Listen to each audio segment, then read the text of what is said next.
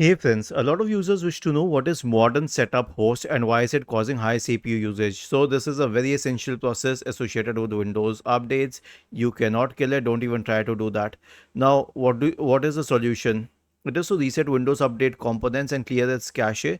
If the corrupt files are cleared, then it will fix the problem.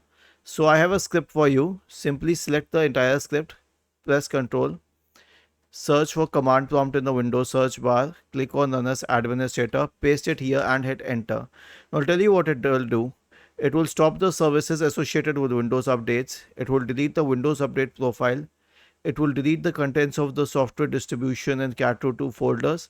It will re-register the DLLs. It will reset WinSock, and finally it will restart the services. Was this helpful? If yes, then please subscribe to the channel.